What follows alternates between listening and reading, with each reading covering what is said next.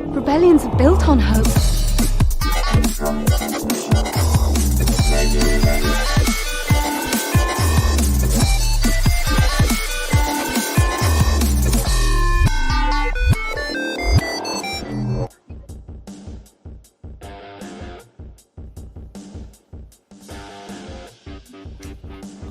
And welcome to another episode of Radio Rebellion, a Star Wars podcast. I'm your host, Alberto Calderon, and back with us this week is our co-host, Oti1 Kenobi.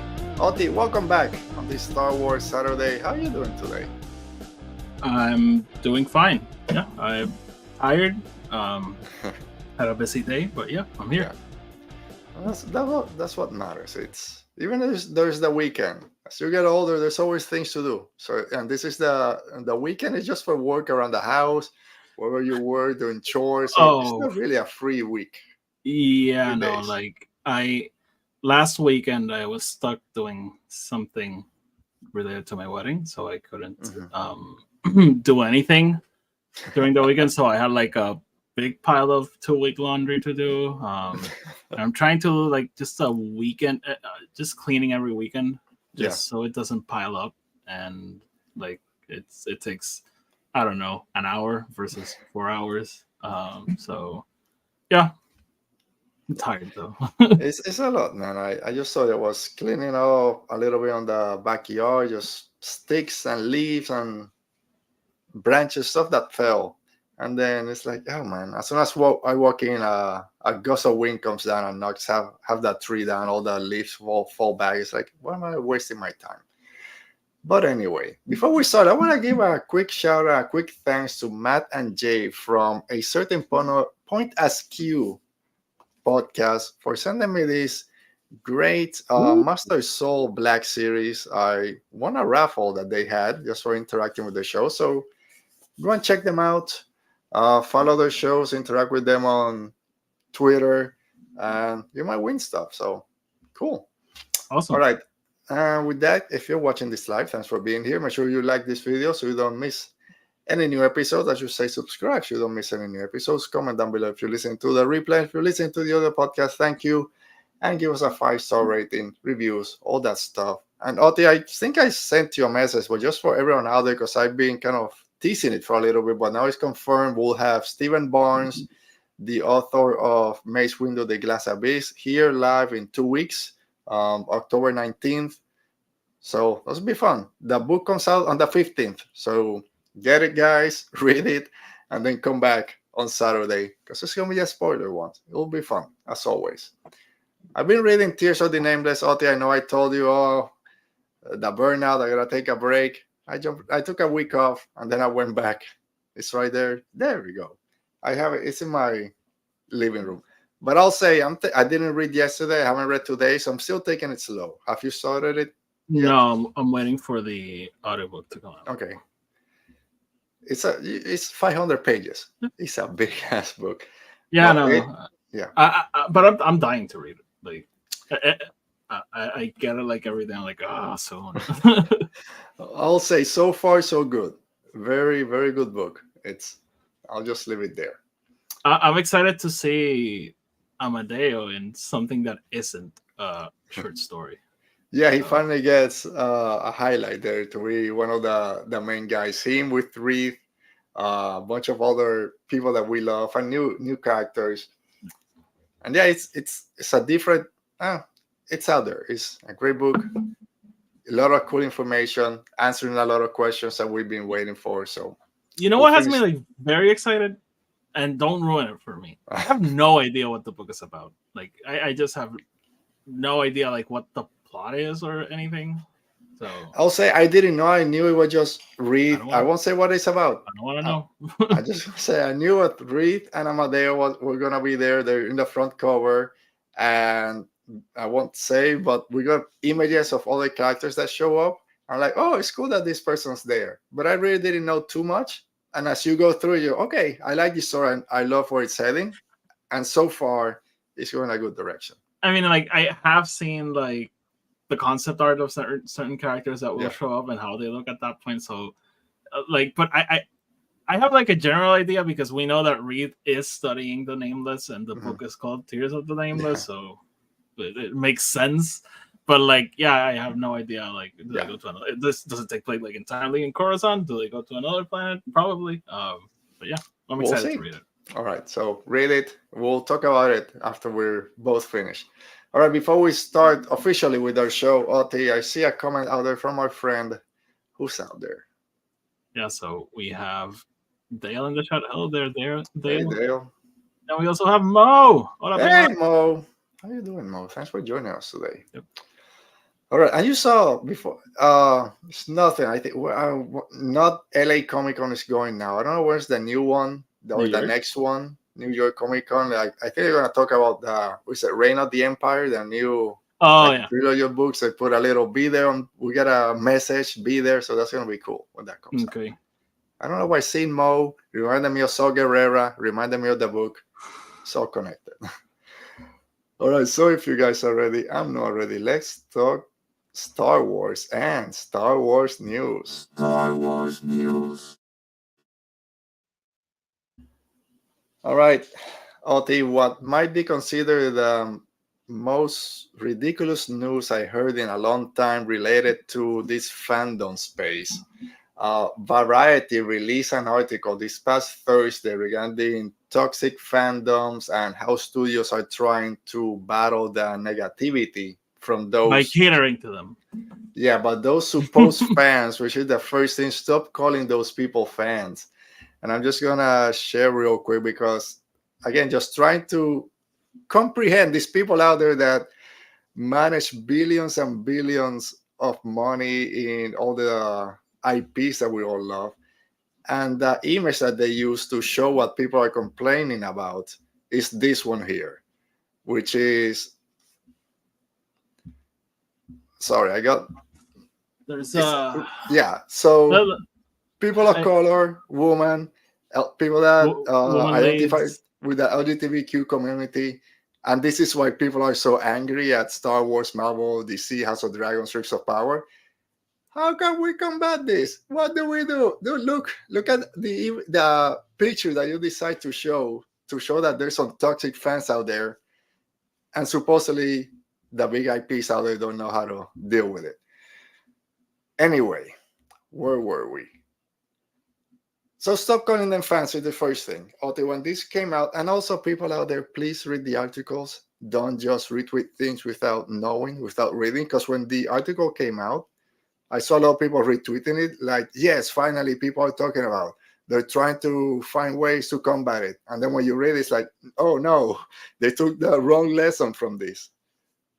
Just real quick, your thoughts just on that part. And I'm just going to read a couple of quotes from that interview or that article, and then we'll discuss a little bit more in depth.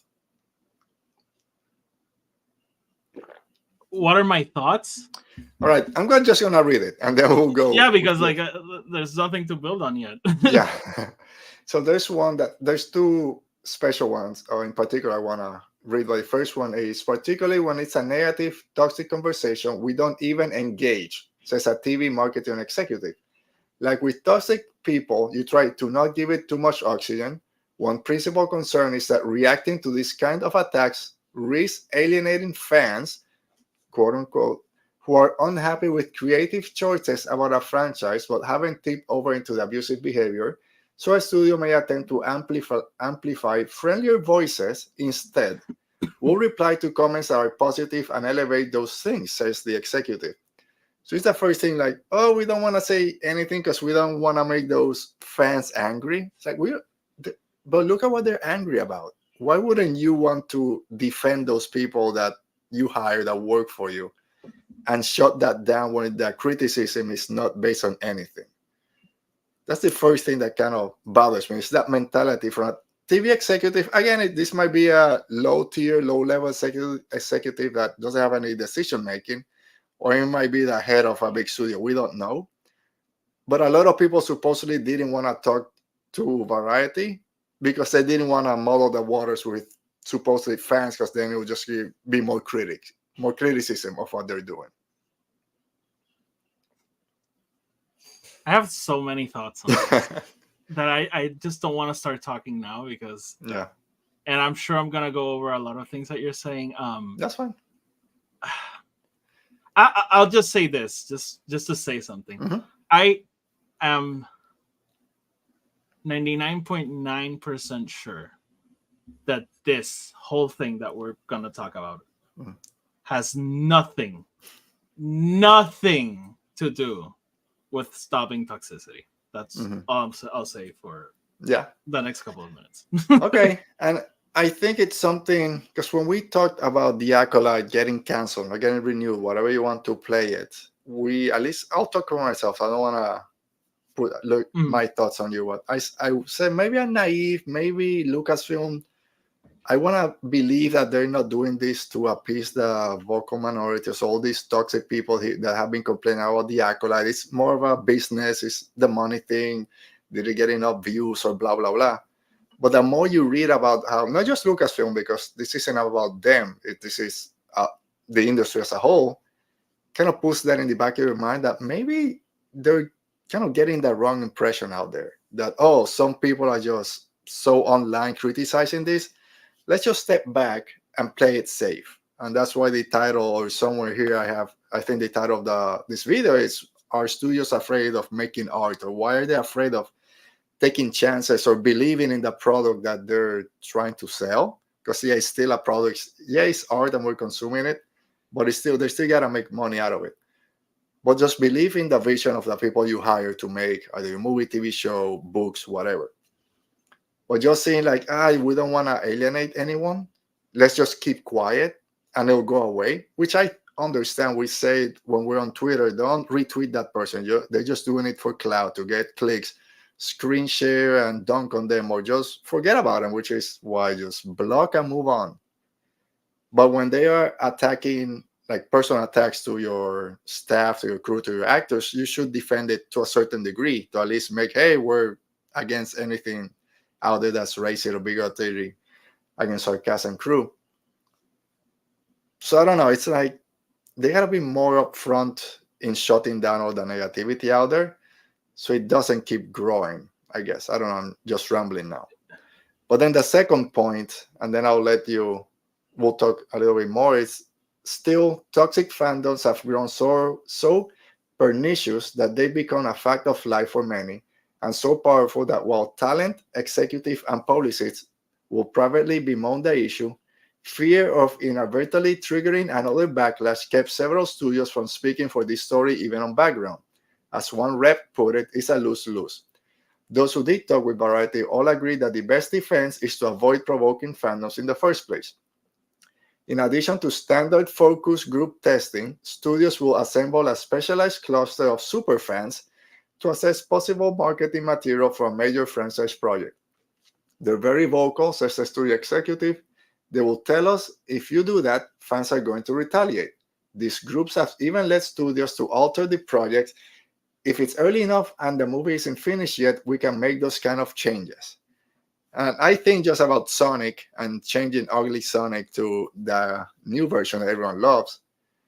But just as a fan of what they give me and I'll watch and I'll decide if I like it or not, just hearing that, oh, we're bringing super fans, whatever that is, could be toxic people, could be extremely positive people, to decide what won't make the fans angry, sounds like the worst idea ever for writers, directors, actors to want to work in whatever franchise they're going to.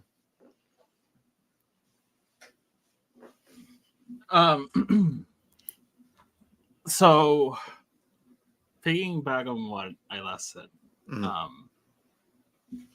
this has nothing to do with stopping negativity. This has nothing to do with stopping toxic fandom. This has nothing to do with, ending racism or homophobia or sexism in the fandom.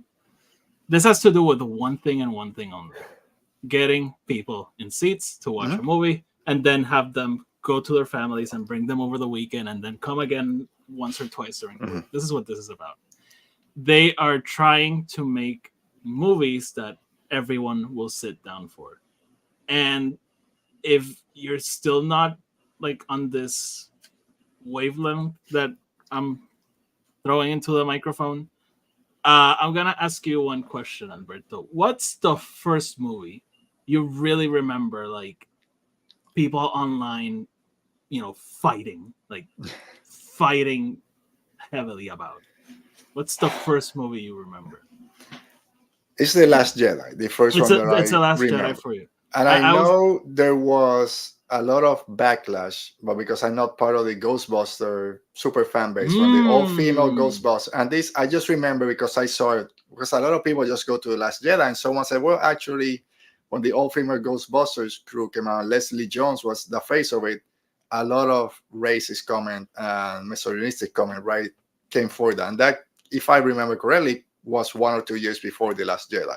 That was 1 year before The Last Jedi. Okay. So I would say from like 2015, I guess, 2016. Yeah, 2016 to now is where you see it constantly with people of color, women, or whatever. So for me, the answer was Batman versus Superman, which also came out in 2016. You know what? But I like that answer of Ghostbusters because, there's also a trend in these three answers.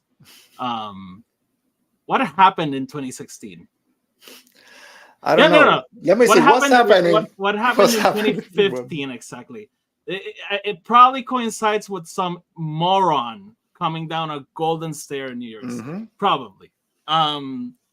So that's the first thing I want to mention. Like 2016, 2015, but okay, 2016. How long has it been? It's been almost 9 years. Yeah, I mean 2015. Why now? Because if I remember correctly, 2016, great box office year. Batman v Superman actually did quite well at the box office. Last Jedi destroyed the box office. We had, the MCU was starting to get to that climax with all those movies destroyed the box office. Captain Marvel made $1 billion for some reason. It's a good movie. So another movie that caused a lot of divisiveness. And they haven't bothered on doing anything, in those years. I wonder why. Because maybe they were making money, even though people were screaming at each other. And what happened after the pandemic? People stopped going to the theater. And now people are still fighting, but no one is watching their movies. I really wonder if it's really about the fandom and restoring some sense of sanity. So that's where I'm coming from at this. I'm very annoyed at this news. There's a side of me, though, and I'll be super honest with this, that doesn't care. Because what's going to happen now? We're going to have a period of like 10 years, maybe more, maybe less, where let's say that this pans out just as it's in the article, and they do focus groups and movies are tailored to what fans want. We'll get like a streak of probably pretty cool movies. I'm sure not all of them are going to be bad, but it's gonna get super old. And these franchises are going to start dying because people are going to start saying what they always say when a franchise starts going in decline. It's the same. It's just the same movie over and over again. The reason why we don't do movies on consensus is because of that very thing. A movie is someone's vision. You might not like it. You might hate it. You might not agree with it. But you know what, Alberto? Just don't go watch it. Vote with your freaking wallet. Don't go watch it. Just to give an example, Batman. You hated Batman versus Superman. You despised that movie. That movie ruined your childhood. You can go back and watch the Dark Knight trilogy. You can go back and watch the Tim Burton movies. Just wait a couple of years. You got the Batman. You don't like that one? There's another Batman movie coming out in a couple of years. So, like, what's this upset? And I know I have mentioned this in the past before. What's this obsession with needing everything to be tailored to you? What's this obsession with needing every single piece of content please you in some way? Yes, I want to love every Star Wars movie that comes out. I don't. I don't. I want to love every single Star Wars thing that comes out, and I don't. I want to love every single DC thing that comes out. I wanted to love Joker too. I thought it was fine. I did not love it. And it's fine. Todd Phillips said he's not making another one. Why are people screaming about this movie? It came out. Don't watch it. It'll go away, and they won't make any more because they just said they won't make any more. So I just don't get it. Like, whatever. If this is where we're going, fine. I'm not gonna be the kind of person who says no. I'm not gonna watch that movie because I heard they used the focus group. Mm-hmm. But like, that's what I think is gonna happen. I think we're gonna get like a 10-15 year span of this, and it'll die down, and then some up and coming director is gonna make a super weird Superman movie, and the cycle will start again, and we'll have a bunch of creatives do a bunch of creative things, and people will get angry, and we'll come back to this. It's so, I mean, you can take this 20 different directions. First, I agree 100% that this is all a business decision. This has nothing to do with, they didn't like that we had a African-American woman play a Inquisitor in the Obi-Wan Kenobi. Let's talk to Superfans to see how we can fix that. It was, Kenobi didn't hit the note that we wanted, or the Acolyte, so people complain out there, not enough people watched it. Let me see what they really want. And it's all about getting butts in the seats, subscribe to our streamers, and go watch our movies. That I agree 100%. And I've talked here, also we talk about it when it's Legends versus Canons. All the Legends books are still there. They didn't ruin Legends. They didn't ruin your childhood. Go read those. When people complain, they're going to remake this movie. They're going to make a live action version of Moana. Just watch the animated one. I love the live action Lion King. The animated Lion King is my favorite animated movie all time. I might like the live action one better, but if you don't, that's fine. Go watch the other one. Similar to what you're saying, if you don't like something, it doesn't have to be tailored for you. Which all these super groups, if you get the same mentality in there, like you said, in a couple, 2 or 3 movies or whatever, will just be repeated. It will be okay. It's the same thing. Nothing will be special anymore. It's almost, I'll prefer almost to watch an AI movie instead of a Superfan movie. And this, just going to Superfans, because what most people think this means is, they're gonna grab all those toxic voices out there and bring them into this conversation.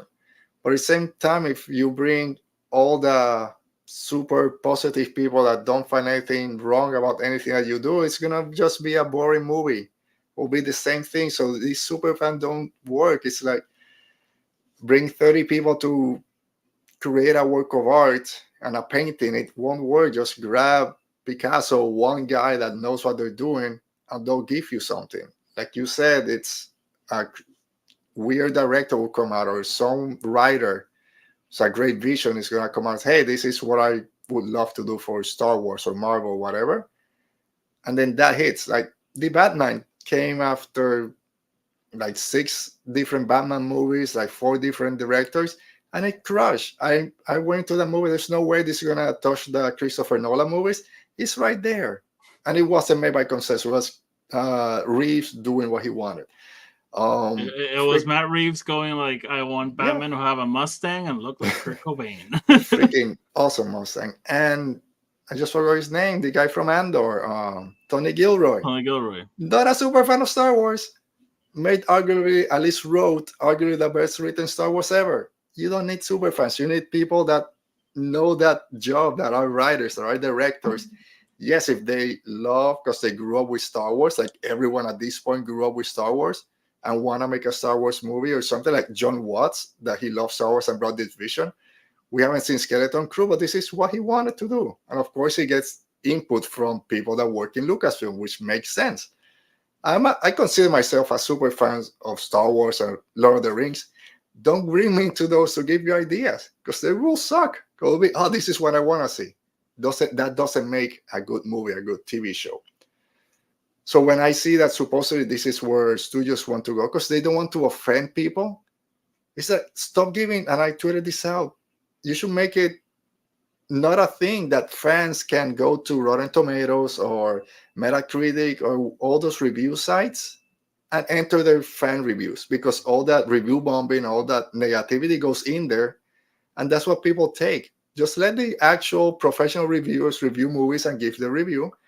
And like you mentioned, go watch a movie. If you like it, tell your friend and they'll watch it. And if you didn't like it, tell your friends and maybe they won't. And talk with your money. Use your wallet to give your criticism. When I saw your post, I actually thought it was kind of stupid. But it's not the first time. But I actually think you have a point. That has also fueled the whole, are you gonna believe the fans or the critics? Like, a critic's job is not to tell a fan what to think. A critic's job is to tell a fan what they think. And fans' job is to find a handful of critics that somehow align with what they like, how they view movies, and just listen to what they have to say about it and make a decision whether to go or not. So again, I'm starting to agree with you. I think they should. Finally, we got you back on us. There's and I was gonna leave it for the next topic I want to talk about, but now that you mentioned who to believe, there's a song about Slipknot. You know Slipknot. They have a song called Chapelton Rag, which, if I'm not mistaken, is about this murder that happened. So it's about a murder that title about a murder that happened in this town, which I believe is called Chapelton in London or something. Rag is the newspaper over there. When they said that they found a killer and they knew who it was, but then the evidence showed it was someone else. But they didn't want to retract anything. We already found it. We don't want to go through it again. So the song is about, it doesn't matter if you know the truth. What matters is how many clicks you can go. And the song is about being online. If everything is got online, nothing is. So once you start believing everything that's online, because everything is right or everything is wrong, nothing is right or nothing is wrong, because it's just a bunch of information there, and all that matters is how many clicks you can get and how many likes. Even if it gets debunked, I don't care. I'm just gonna double down because that's what matters, and that kind of fuels us this hatred. And it's just sad in general to see movies or TV shows, which should be one of the biggest forms of art out there, get devalued to this point. Is it about money? 100%. Has nothing to do with all these studios saying, we're really tired of Star Wars Theory out there every week making a video about how Daisy Ridley is mad. Has nothing to do about it. It's about how we can get more money into this and not ruffle any feathers. Could I add like one thing? Add one thing, then check the chat. I will move on. No, there has been just posting. It's very funny to think that, and specifically Star Wars, most of the people that go on these, there's of hating the new things and saying, they're ruining it, and if I had full control, I would bring George in day one and give him full control. George Lucas' last words on Star Wars, some of his last words were like, I would have made my movie, people would have hated it, and that would be it. You imagine George Lucas, someone goes, hey, we got a bunch of super fans who want to talk to you about your movie. Get those real fuckers out of here. Yeah. I don't know. I really don't know. We're living in very interesting times. And everything is changing at the same time, and it's changing. It's interesting if you think back, changes happen like gradually. Like I always say, like you can't say the end of a decade is the ninth year. It usually extends a little bit. Like for example, the 80s didn't end in 89. It actually ended like in 91, 92.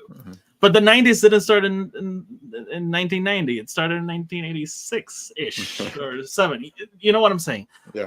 But here, like, we're seeing it happen very drastically, very fast. And yes, it's brewing. It's been brewing for a while, but it kind of feels like it's all exploding at the same time. And it's scary. It's exciting. It's everything at the same time.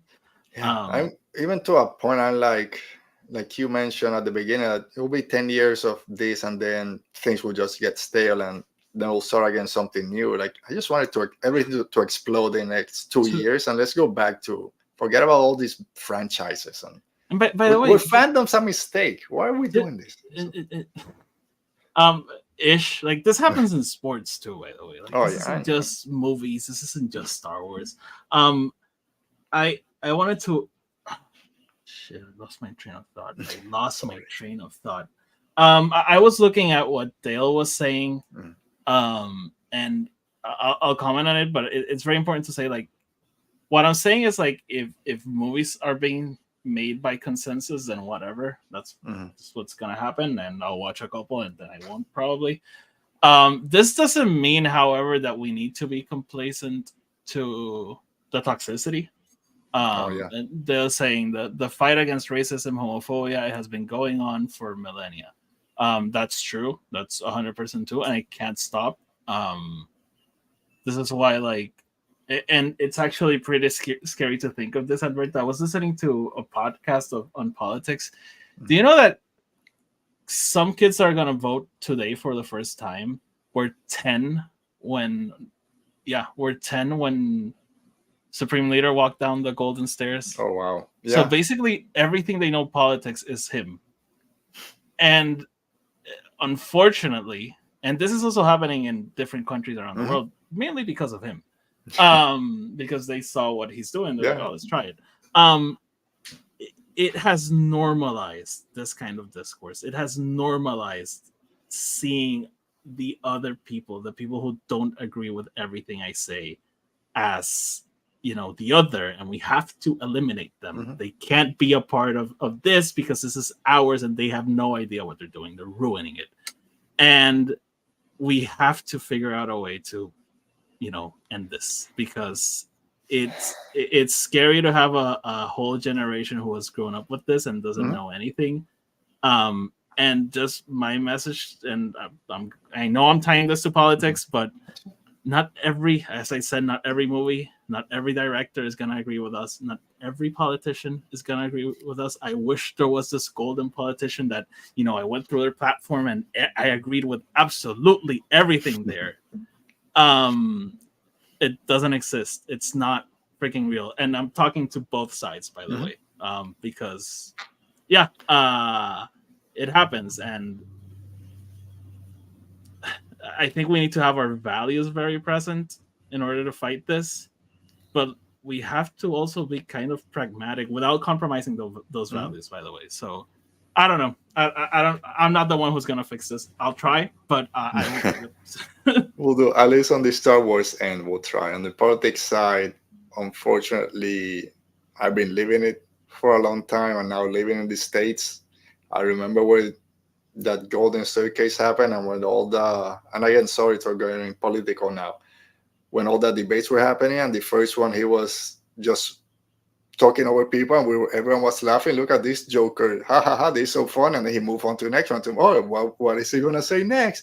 And became primetime television to say what would come after out his mouth. I remember the second, when we were getting, this was in October, I believe, ready for the actual elections, telling someone, if we keep normalizing this and letting him be on TV shows, and I know for a lot of people it was Jimmy Fallon roughly, he said, oh, he's one of us.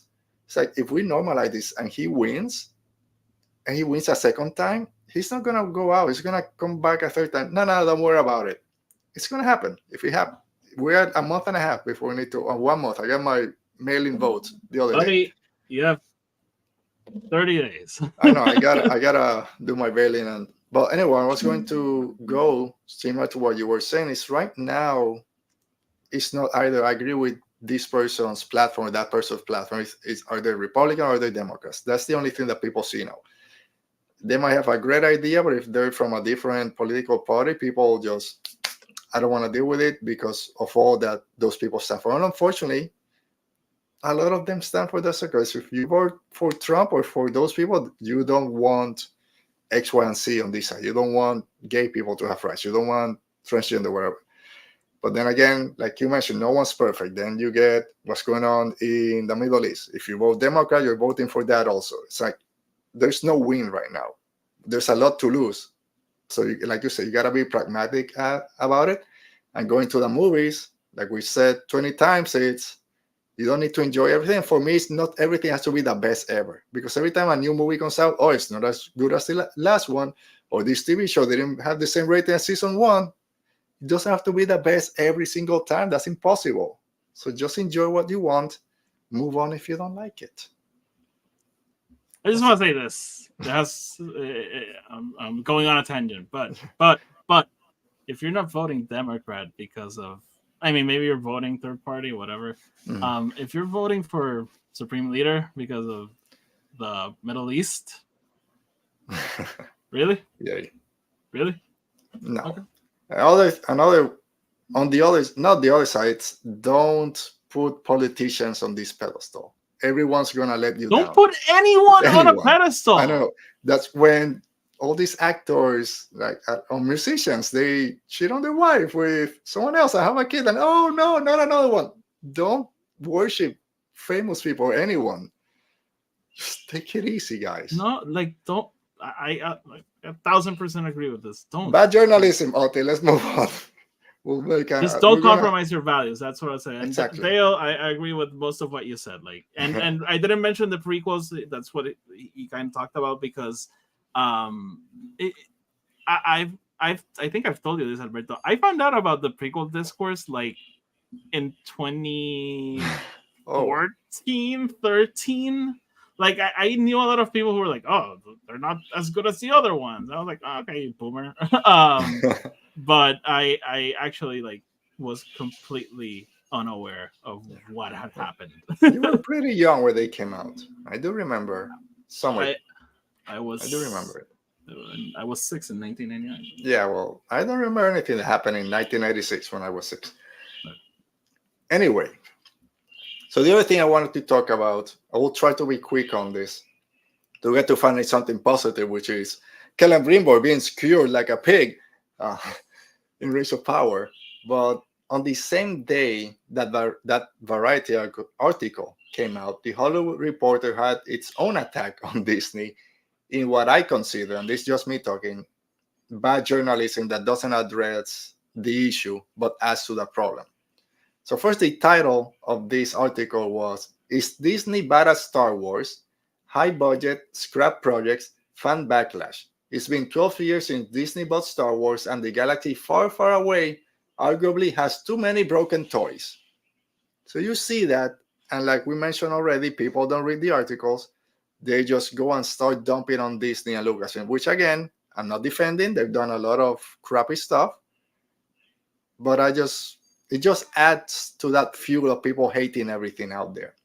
Because even with a title like this saying Disney's bad at Star Wars, they have broken toys, on the third paragraph, Oti, so right there, it goes on to say, to be fair, Disney Star Wars shows and movies remain far from space junk. Their titles typically get glowing reviews from critics and generate box office returns and streaming ratings that other studios would envy. So why are we already saying that Star Wars is Disney's bad at Star Wars if in the third paragraph you're saying they get good reviews, they have box office oversight, 5 of the 6 movies or 4 or 5 made over $1 billion. What day did this start? Do you have it open? No, I can find it, but no.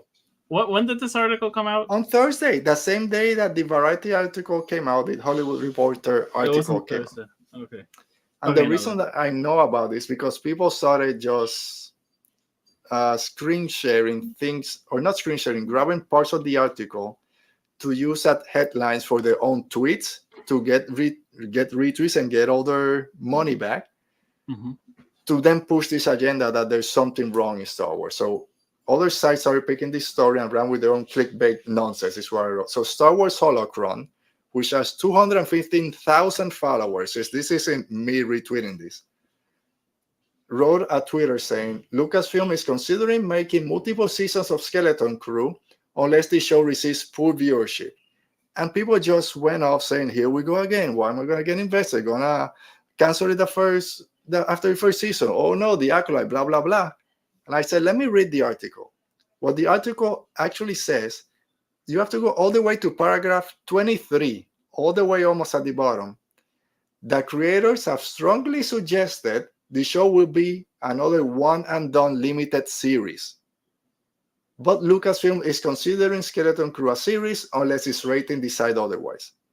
So the creator said this is a one and done thing. But the big headline is, oh, Lucasfilm is going to cancel it if they don't make more, if it doesn't have enough viewership. And then that's what people are, they are retweeting and like, no, read the freaking article. So, sorry. So basically, No. any article saying that the Skeleton Crew got canceled is a blatant lie. Then, yes. If we get any, no.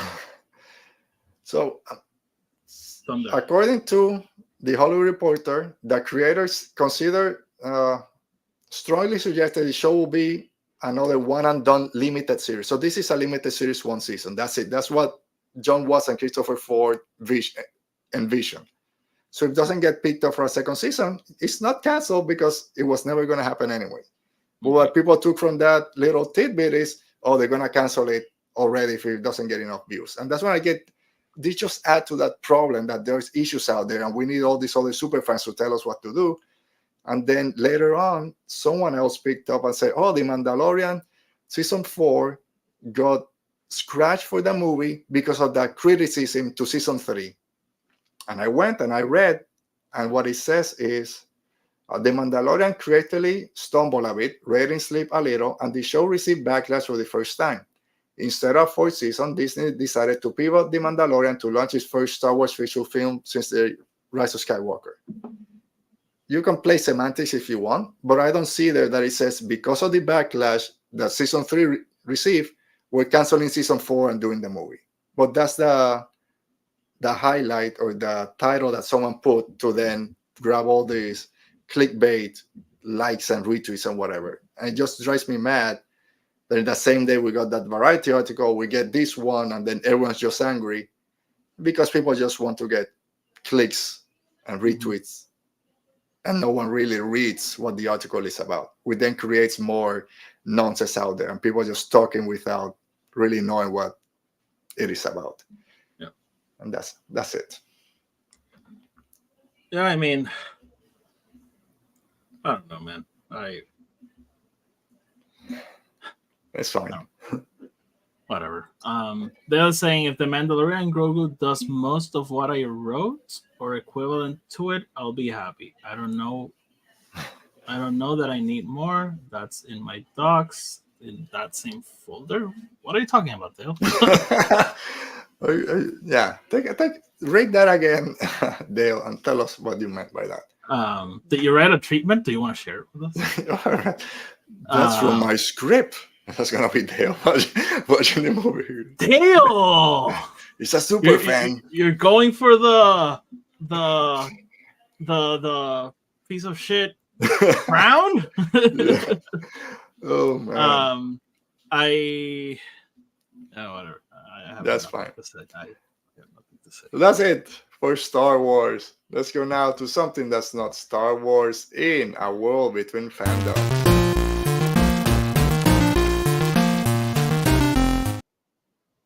Dottie, War Between Fandoms, you said you just finally watched it. The Rings of Power Season 2 finale, Shadow and Flame, came out a couple of days ago. Thursday was the day for everything. All those Star Wars articles or those fandom articles came out. I was angry, mad, or disappointed, I should say. And then Rings of Power came out. But before we get to that finale, just 2 minutes, your thought on the week before. Before even that, have you seen Agatha? No, tell me. I saw you post the first 4.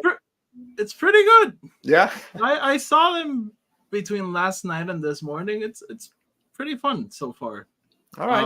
I'm not really sure what they're building to, but it's been pretty cool. So if you've been on the fence like I was, check it out. It's been okay. All right. It's not the best thing ever, but it's gonna cool. Be one of those that I have no expectation. I'm gonna just put it one day and maybe it'll surprise me.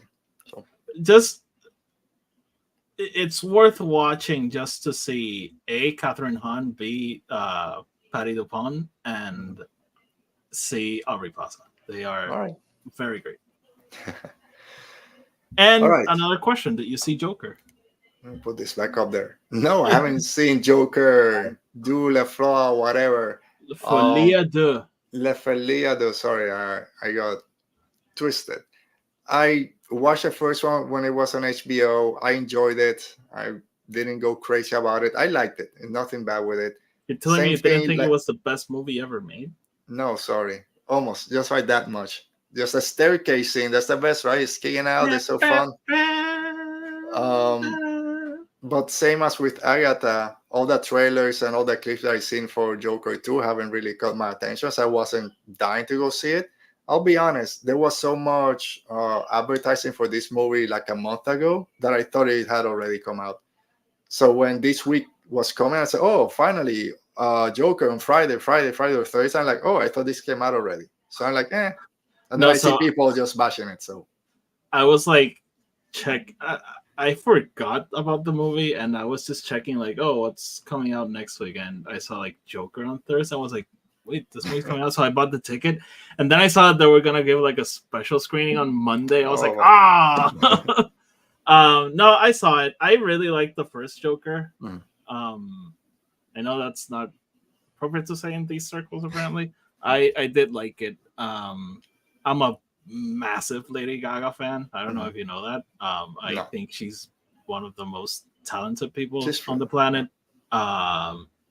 So I was excited for it. Like I could see it, like the whole her being Harley Quinn and the musical part. A lot of people were like freaking out about it. Like everything attached to this movie made sense to me. I didn't love it. I thought it was fine. The musical bit got old very fast. Like you could hear it in my. And that's another thing, by the way. I've seen a lot of people say that the movie theaters are empty. My theater was packed, and I checked like the other showings, and they were all full. Like there was a point, like maybe the last 5 or 4 songs, every time that they started, you could hear the theater be like, oh, oh wow, that's not what you want to hear. And it's unfortunate because I think it's the last song is probably the best one, like how it relates to everything that's happening. So whatever. I like that. I didn't love it. I am very confused at the discourse surrounding it. It's one of those movies that I thought was just fine, and seeing people argue that it's the best movie ever or the worst movie ever, I'm like, really? This is the movie we're gonna fight over? Okay. Yeah. So I guess I'm not really a Joker fan. I haven't seen that kind of argument out there, that discussion. I've seen people saying like, oh, I wanted to really love it because I enjoyed the first one, but it didn't work for me. I haven't seen that back and forth. But it goes to what we just talked, like everything doesn't need to be the best movie ever, the best musical, the best Joker. It's like, it was a movie, yes, no bad. Maybe I'll watch it if it's on TV one day. It's like, and that's fine. You don't need to love everything. Two more points on Joker. I saw a lot of people angry that it was a musical, and it's like, like the minute it was announced, I remember that interview with Todd Phillips saying like, no, it's a musical. So like, that's what the movie is. And the other thing, a lot of people angry how they played with the Batman mythology in the movie. It's like they did the same thing in the first movie. Like, yeah. And by the way, nothing egregious happened, so like it makes it even more confusing. Like it's only Bruce Wayne as the Joker or something like that. Like, yeah. Really changed that much. They just play around with how things happen. So whatever. Sorry. Rings of Power. What I think about it, Alberto, it sucks that I wasn't here last week because I loved that episode. Remember that we talked the week before? Is it gonna live up to that expectation? Oh, of course it is. Shut up, you moron. It was great, man. When it ended, I was floored by it. Yeah. I just could not believe it. I hadn't felt that way since that Ahsoka episode that I love so much, the one when they get to Peridia, but that was like because of Star Wars. Was just like because of TV. I'm still blown away by the craft in this show. It sounds so cliche, but it looks like a movie. Like they should show this in movie theaters. You got these last two, you put them in a movie theater, $500 million in 2 weeks. It's like, I didn't sit 1 week. I didn't go, man, I wish it was a movie instead of a TV show. Never. This was cinematic in every aspect. The whole season just looks beautiful, but these last like 3 episodes floored me. But yeah, last week, the Battle of Eregion finally. And it's been so meaningful. Like, it's not just cool things happening. Yeah. There's a lot of cool things happening.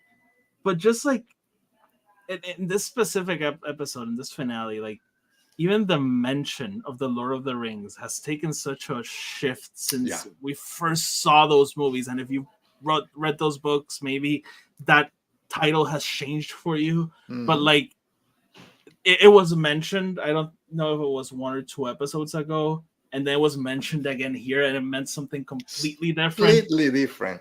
You get that here. It really has been outstanding. I really hope next season the same thing happens to me, where the first 4 episodes are like, I don't know, it's kind of okay, and then I'm like, this is the best TV show ever made. And that's what's great. Yeah, it's phenomenal. It's phenomenal. And I'm not taking a dig at anything Star Wars or any TV shows out there, but this show shows you how you can make meaningful television in 8 episodes, be 30 minutes, being 1 hour weekly. Like every week, every scene meant something.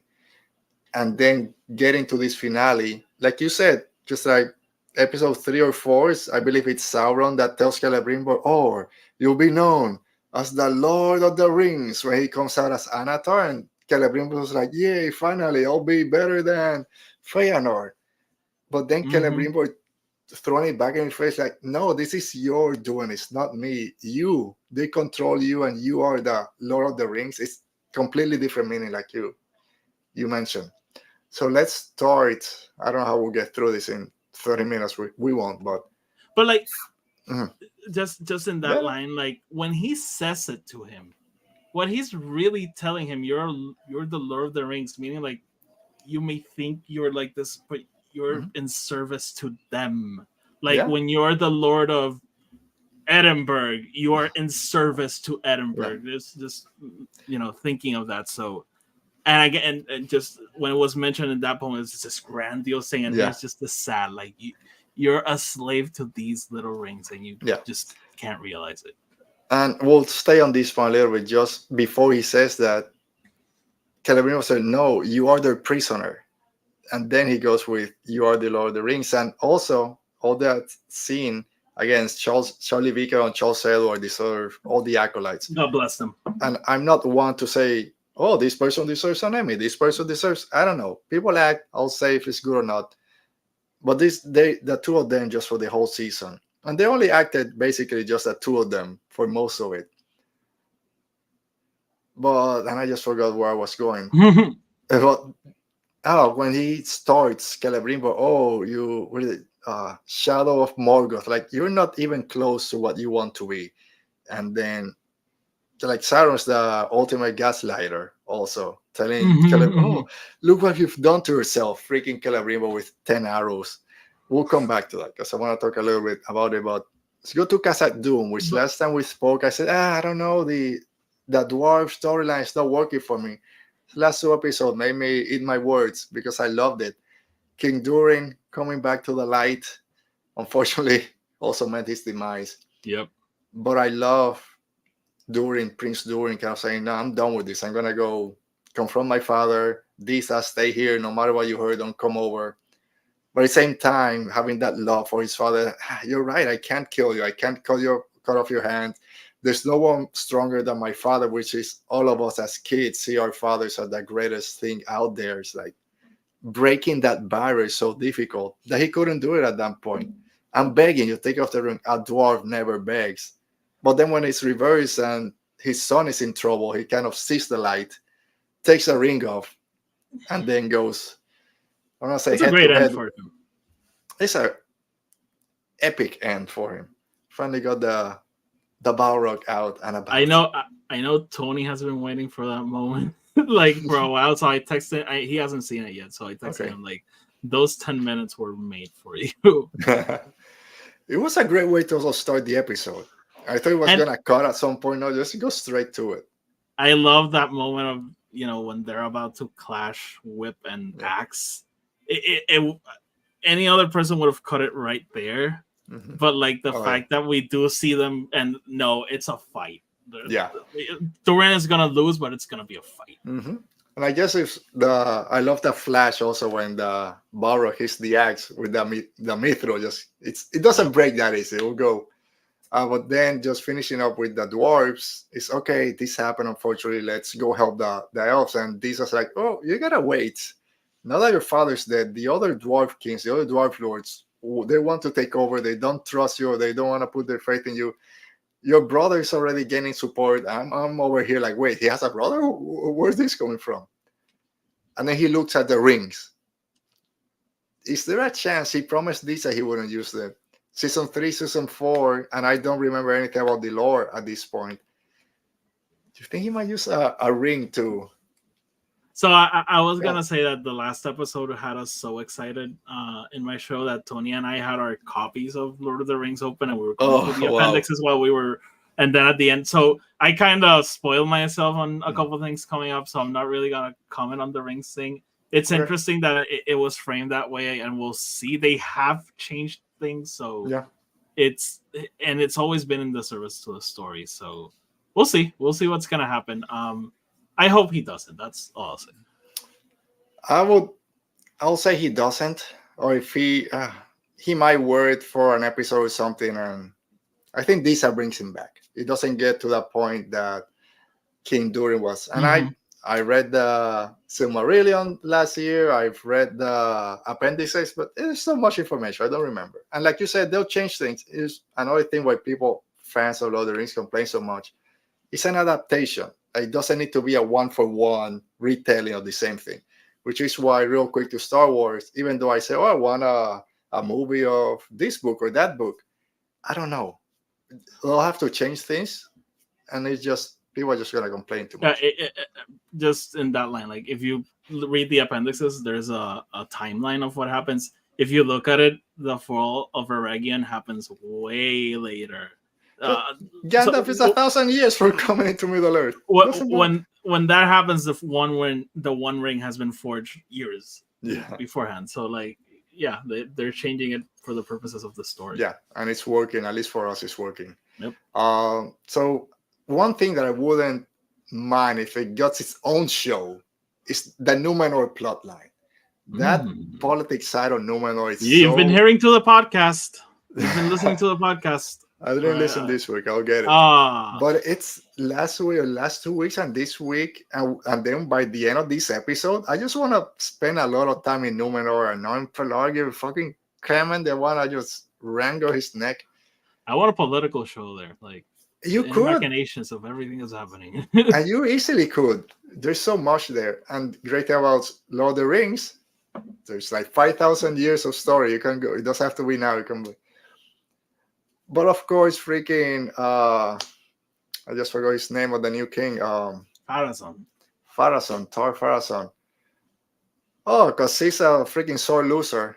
Finds, I don't know where he got that scroll that he probably handwritten. Oh no, actually, the Queen of the Sea was held by Sauron. I saw it in the Palantir that I won't tell you that I used, because that's why we kicked the old queen out. Everyone's a traitor. All the faithful are traitor. They start wrangling people up. Unfortunately, we've seen that before. But then it goes to our favorite petty lord in Erendil talking with the Queen of the Sea. That's the king. Just that, sorry? That's the king you're talking about. Yeah. He got the sword. The king finally. I thought every time he gets a new sword from season 1, wait, is that Narsil? He's on his way to that Lord of the Rings prologue. Oh man, that's how the show has to end, right? That final battle, I think, how the show ends. The fight in the last alliance of elves and men. Yeah. That's probably gonna be like episode 7 of season 5, and then episode 8, just everything. We're so happy, we did it. Let's go destroy the ring. No. Anyway, we did it! Yay! It's gonna happen again in like 1,000 years. Yeah. What cowardice have I ever shown to make you believe I would ever consider save my own skin at the peril of yours? Is there anyone better than Elendil to lead men to the glory of Gondor? Because, dude, come on, he's the best. That's a wedding vow. Like I put, he just declared his love there. And said, "No, my place is out there, or my place is here." So like, where's my place? Is not next to you or something else. They just love each other. Yep. Yep.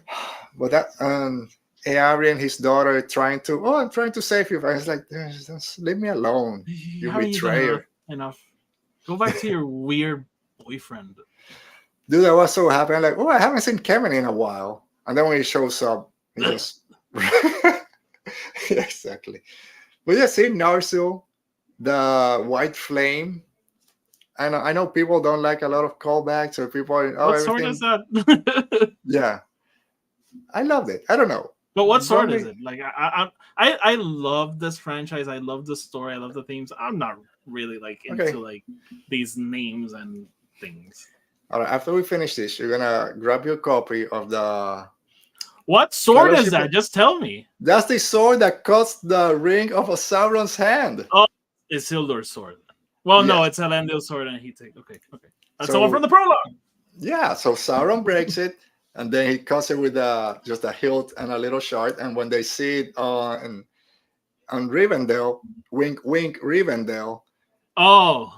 There's it's the sword that cut the shards of Narsil, the sword that cuts the ring of Sauron's hand. I'm like, yes, finally, Narsil, which will get reforged into Andúril. And then that's Aragorn's sword. Okay. Yeah.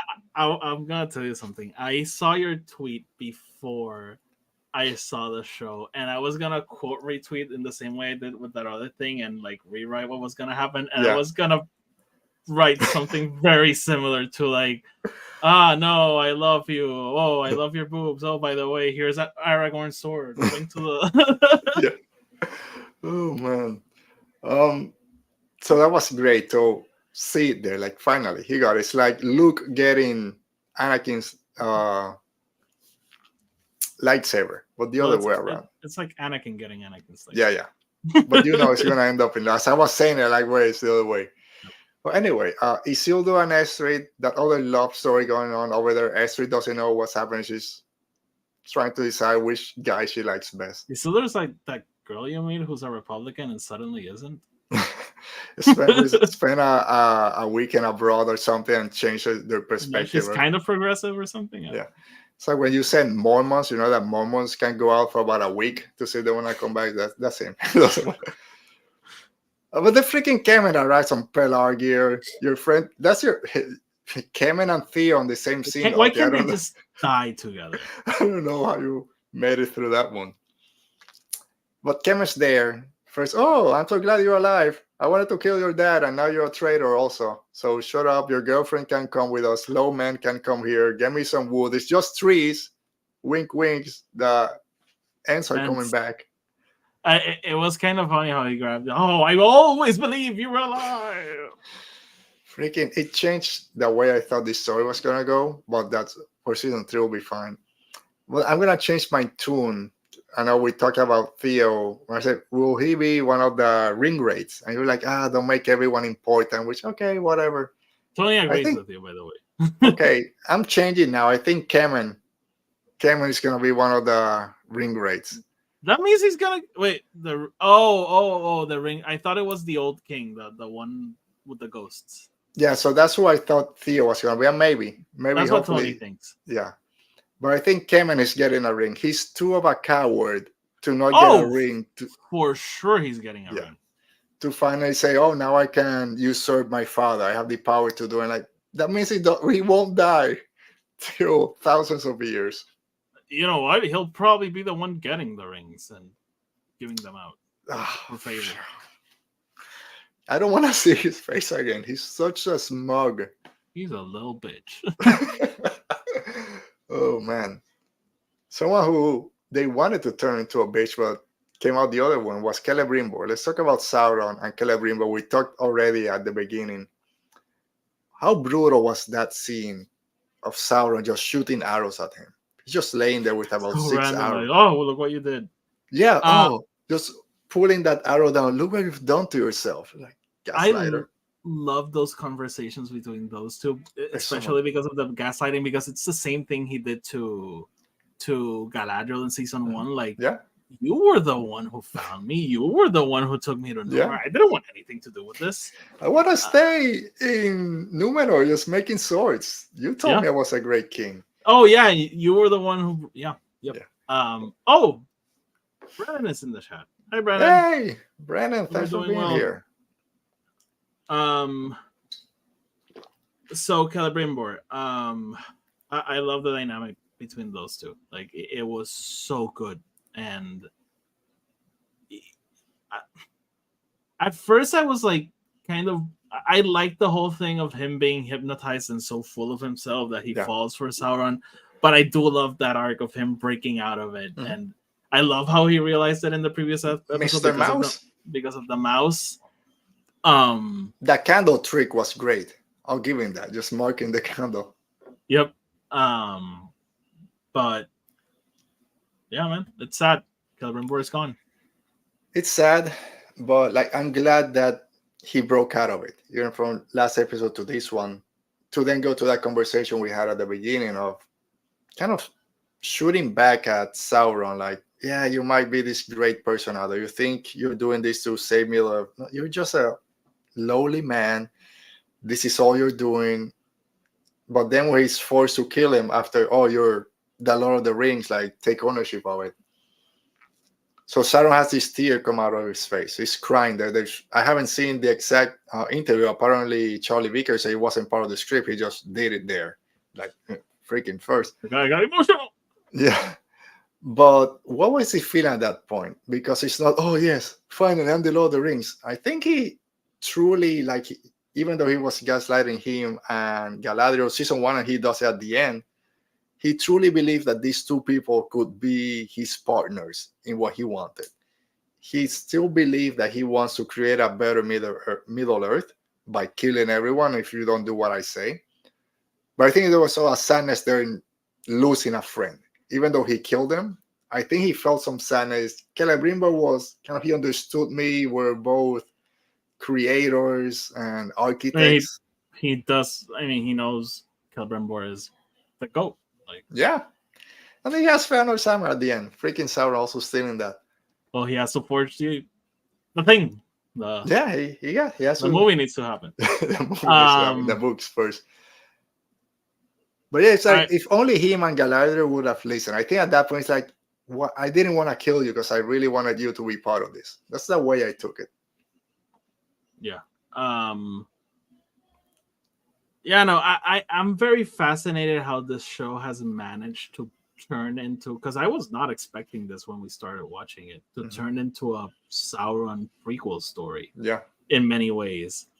And how they've taken, again, I'm a movie fan. I have the books, I have not read them. But how, if you watch the Lord of the Rings movies, Sauron is very abstract. He's not he really isn't there. He almost comes back in The Hobbit, and the Lord of the Rings, he's actually never even close to coming back. But here they've turned this big horn guy who inspired thousands of heavy metal songs into a human. And I do think that's fascinating. I'm obsessed with the idea that, and maybe the first episode changed that a little bit, but like Sauron was leaving, like he was done, and Galadriel sort of brings him back into it. But like seeing him as a person, and that's what you mentioned, like him actually thinking that Galadriel was gonna work with him and that Celebrimbor was gonna work with him, like I find it fascinating. And it's, again, all the props to the writers and to the actors. Again, Charlie Vickers, I'll keep talking about him, because Anatar is such a different character from Halbrand from season 1. But you still believe both of them and what they're trying to do. And by the end of this, when you get to Sauron, we'll see what happens with season 3. It's like 3 different characters that he's playing at the same time. But it's a character you know he's evil. You know he's gonna bad things. And we all like watching that. We all love Darth Vader and Palpatine. We love Sauron, even like he never really shows up. But I don't say you empathize with him. You kind of understand a little bit. You wanna keep following his journey. I just want to see where it goes to season 3. How's that Sauron? Because now we went through Halbrand in season 1. Season 2 was Anatar. Like now it's gonna be full on Sauron. What's that character gonna be like? I mean, and we'll see, because he does say a bunch of times I have a lot of names, but I do like how you mentioned like Anatar. No, not Anatar. Halbrand Halbrand? was so much about inspiring hope Yeah. in these people. Like he's gonna be the king. He's gonna be our savior. Yeah. Anatar was so much about. He was the Lord of the Gifts. Oh, this idea that just implanted in your brain, it's yours, and you do with it whatever you want. What I want. And now he's just a Dark Lord, and that's gonna be super fun to see. It's gonna be great. So let's go. Next topic is just more Sauron, but we got Sauron with Adar, the Uruks, Galadriel. So first, Galadriel kind of gives herself up to Adar. She's brought to Adar. Adar's there, know his elf gloriousness, wearing Galadriel's ring. I'm like, ooh, who's this guy now? That's my Uruk name. I had an elf name that I didn't earn it. Let me earn it back. Like, who the hell is this guy? And I now want to know. Unfortunately, we won't, because Glog killed him. But I also, at that point, it's like he's promising Galadriel, help me. I just gave you the ring. That's how much I trust you. Help me kill Sauron. We'll go. I'll take my Uruks. We'll go to Mordor. No more fighting. Everlasting peace. Well, then Glog comes in. Which just kind of shows us that those rings are all good. Which, by the way, Gandalf wears one. So yeah, which I want to see how that happens by the end of this. Well, we probably will, based on how everything went. Yeah. But last week, because 2 weeks ago, we talked about who's gonna kill Adar. Is it gonna be Sauron? I thought Arondir was gonna do it. Arondir didn't stand a chance last week. Oh, he was alive. He was alive. I mean, you knew he was, because the way they killed him last week. I thought Tony was like, nah, he's probably alive. He's super dead. No, he's alive. He got stabbed twice, so that elf regeneration works. Yeah, elves are weird. I thought like when Galadriel got like hit, I was like, this doesn't make sense because she's in that thing. She still needs to go. But now I was buying. I was like, no, she's gone. Almost. But last week I said, I think Adar is going to be killed by all the orcs. I think Sauron is going to talk to them. We already see some of the Glog and some of the other Uruks not really wanting to go there and die fighting all the elves. They wanted to retreat. So I thought that was going to happen. I didn't think it was going to happen like it did. So I'm glad it surprised me a little bit. It's like, no more. I'm sorry. And then stabs him. And the same thing that happened to Sauron at the beginning of the season, now all the orcs do to Adar. Just leave him there, just all dead. And then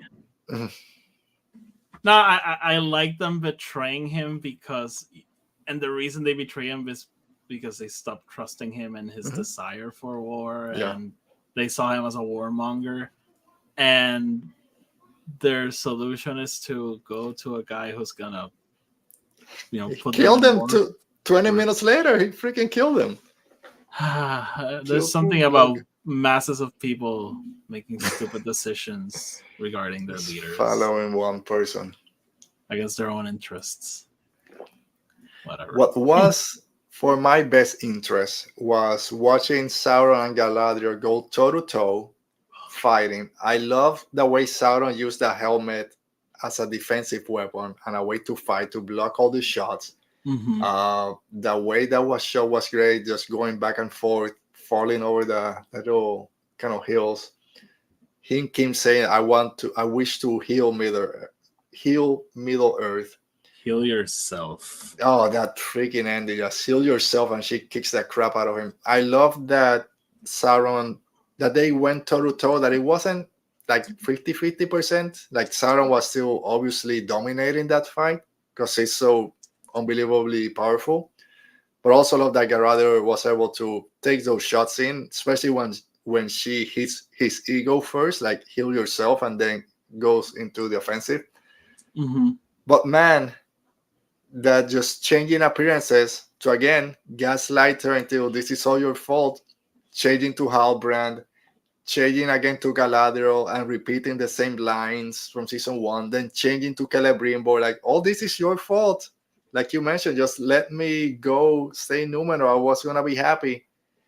Just putting all this back in her head, blaming her, and then a little bit of a Raylo vibe when the door is still open, and she's like, "Nah, the door is shut," and then gets stabbed by the crown, which was pretty nasty to see.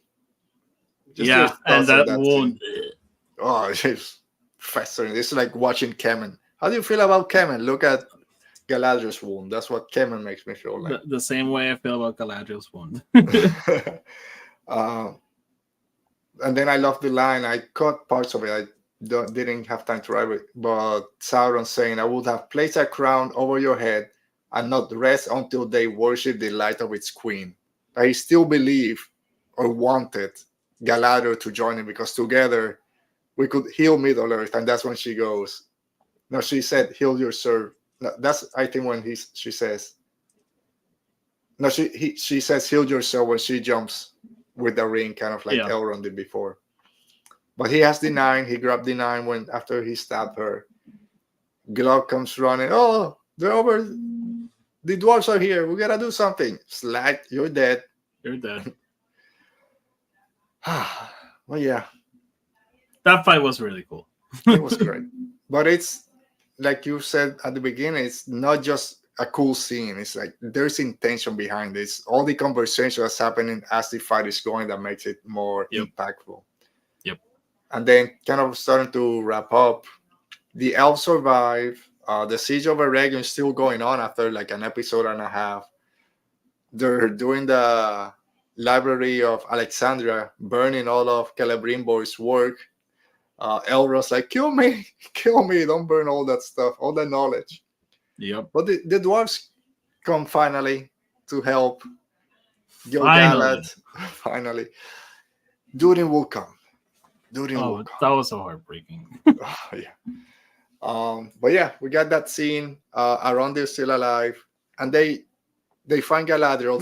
They saw her falling, all the white falling from 30 miles away, but I guess elves' eyes can see. They are superior to humans, Alberto. That's why they stayed on Middle Earth. Yeah. Elrond uses a ring. The whole season is like, we can't use those rings. They're being corrupted. We can't trust it. Gil-galad is trying to heal Galadriel with his ring. He said, "I can't. It's too far. She's too far gone," basically. And then it reminds me of episode 1 of Lord of the Rings, Fellowship of the Rings, when Arwen takes Frodo. This is past my skill to heal. We gotta take him to my father, Elrond, and then Elrond is the one that heals Galadriel here. So I love that shot of him putting the ring on, like trusting, I guess, or believing that the only way to save his friend is by trusting the rings. That, of course, Galadriel has been telling him the whole season. They're all pure, and here we find that. So, hey, but he had reason to believe they weren't, and Galadriel hasn't been very sane. So, yeah, that was cool, and we get a reveal. A non-reveal reveal. So, where are we? We're in a safe place, or we're in a haven protected by the rings. This lush green forest in the mountains with waterfalls going down the side. I'll be honest, I'm not gonna say here, I clocked it right away. I didn't know. It's people online saying it, and then in the behind the scenes that they do after the episode, those little 10 minutes, I think they also mentioned it, that it's Rivendell. So, they confirmed it? Yeah. Oh, okay. Oh, okay. So yeah, Rivendell is there. Great, finally, a great refuge for the elves. We got a bunch of reveals this episode. And let's talk about the last reveal. And I'll say, this is the only part that I was a little bit underwhelmed. Unfortunately, it's I have issues. It's the whole Nori, stranger, dark wizard plot line. Kind of started strong the first couple of episodes, then dropped. And to me, again, underwhelmed with it. They meet the dark wizard, kind of comes out of the corner. You don't want to join me? I'm going to hurt your friends. Then come find me afterwards. Bye. Like, we've been building the whole season, and then the one, he just stumbles across it. I know Nori had it, but she just kind of dropped it. It's not something that she gave him. I don't know. That whole scene seemed kind of a mishmash. All in all, I don't know. It was fine, but I had so much riding on it. It just kind of felt, nah. All right, I'll take it. Yeah, I that's not my favorite part of the show. It it dragged in season one. It kind of dragged in season two, and the thing I liked the least was this. I don't know. It kind of felt like a loop to me, in the sense that it's a very similar thing that happened in the first season. Only they just made a different choice, because at the end of season one he was leaving and she was staying, and then she goes with him, and now he's leaving and she's staying. So I don't know. Like, again, I don't hate that plot line. I'm sure it's gonna come back, but like, not my favorite. Yeah. My biggest problem is that I really like that plot line coming out of season one. I love the dynamic. I was extremely emotional with that final scene happening in season one. And it started fine in season two. The first few episodes, it was okay. And I was waiting for something here, especially the confrontation with this dark wizard. Who is it going to be? He reveals that there were 5 wizards that came down, which is, those are the 5 wizards. Are they teasing him to be Saruman? Possibly. This is where I go. I really don't want him to be Saruman. But at this point, I don't know who else he can be, unless they say he's one of the blue elves that we really don't know anything about. But the blue elves aren't evil. Sorry, blue wizards. Thanks. Yeah, but he doesn't seem like a good guy. No. He wants to overthrow Sauron to then take his place. It's something that the stranger was in 2 minutes will just call him Gandalf. Can say, I don't want to be Sauron's successor. I don't want to be with him. Say, oh, if you're not going to help me, I'm just going to hurt your friends. And this is what's going to happen to Middle Earth. Okay, come talk to me later. And he goes, and then that's it. And then he finds this staff. Oh, yeah, I'll take this staff. It's kind of cool. Of course, it looks like Gandalf, the Grand Elf, like we mentioned, like always, Grand Elf. He goes back, finds... You caught it, Alberto. I was a bit dismissive of it. You always are. He goes and finds... I do love Tom Bombadil. I hope we get... I thought we were done with him. Hopefully we'll get more in season 3. Oh, they're going to... Gandalf, that's what they're going to call me. He's like, okay, you got your name, you got your staff. Now the song can begin. I love that part. Like, okay, now it's like Yoda or Obi-Wan going to look. Now you're ready to train as a Jedi. So, okay, now let the song begin. They sit down, sing a cool song. It kind of... the episode doesn't end there, but kind of hard to talk on it. But just finishing up, I love that even though the season, and especially this episode was, oh, we lost, like all of us lost, it still ended on a high, hopeful note with Gil-galad kind of, no, we're not going to just sit back and prepare defenses. We're going to fight. Just push the sword off, the music crescents, and then all the remaining elves are just going crazy. So I love that final shot that we got. Perfect ending to the season. Yeah, I really liked it. Like it gave me the chills. The music was great. Yeah, I love the episode. I loved it. All right, Oti, any final thoughts on season 2 as a whole? No, it took a while for me to like jump into it, but it's fine. Like I was patient with it, and the show rewarded me for it. Yeah. And that's the kind of thing you like to see as a fan, actually. Like, trusting a property and have it reward you for trusting it. Trust in the process, right? Trust the property, trust the people behind them. Final thought, similar. I think I was a little bit more on board at the beginning than you were, but at the same time, I wasn't like, oh man, season 1 was so great. It's taken me a while to get to that high. But the last 3.5 episodes were just hit after hit after hit. And the great thing, to what some people complain about season 2 of House of the Dragons, they just felt like a build-up to season 3. Here we had a complete season that with all the payoffs, even though the Gandalf one was kind of okay. Great payoff for the whole season, plus setting things for season 3 that I can't wait for season 3 to come out in 2 years or wherever it is. I was going to ask what to expect for season 3, but I don't know. We'll leave that for some other time. Yeah, no. Let's they still haven't renewed it, so it's it's being kind of internally renewed. It just hasn't been made official, which I don't know what that means. But there's me neither. I'm honestly not afraid at all that it's gonna get canceled. Not at all. The only thing I was afraid of, and I talked about this one of the days you weren't here, because I thought that season was going too fast. Because when they were already talking about making the 9 rings for men, I was afraid that they're gonna rush this and end it on season 3. They're trying to cram everything. I hope that's not the case. A lot of what I've seen online from the creators is that they still have the vision of doing 5 seasons, and hopefully Amazon kind of stays true to that.